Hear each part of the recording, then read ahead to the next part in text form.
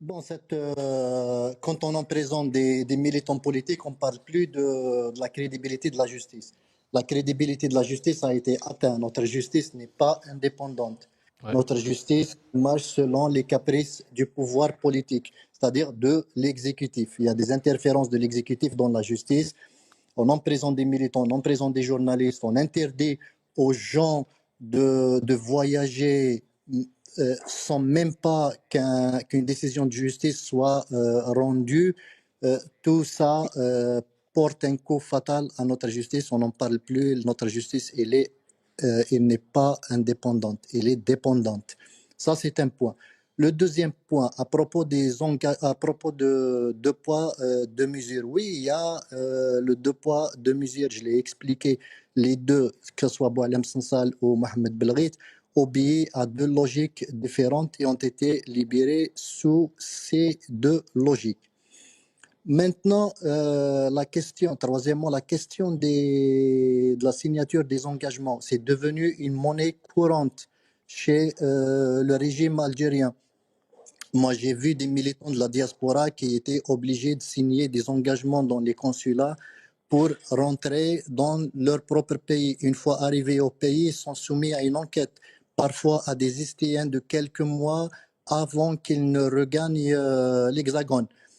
Dans ces engagements signés dans les consulats, on leur demande de ne plus faire de la politique, de ne plus apparaître publiquement, de ne plus parler de la chose publique, définitivement.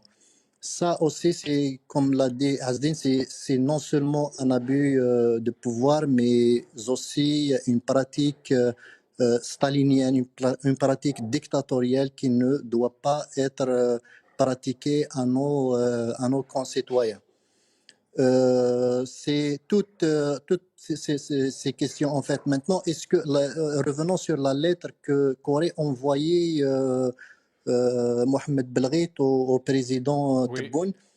Personnellement, je n'ai pas vu la lettre. Comme tout le monde ne l'a pas vue, il y a des bribes qui ont été publiées dans la presse ce matin. C'est-à-dire, lui, ce n'était pas une lettre ouverte publiée, mais c'est une lettre personnelle qu'il a envoyée au président de la République, où il s'excuse et dit ne plus refaire ce genre d'erreur.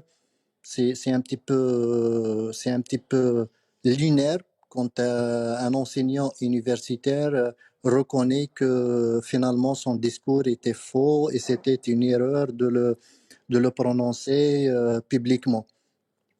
Maintenant, est-ce que on lui a demandé justement par rapport à la différence entre les engagements qu'on a vus et qui sont devenus courants et, et cette lettre de Belghit, est-ce qu'on lui a demandé ou est-ce qu'on lui a exigé d'envoyer cette lettre ou est-ce que c'est un effort personnel? Personnellement, je n'ai pas l'information là-dessus.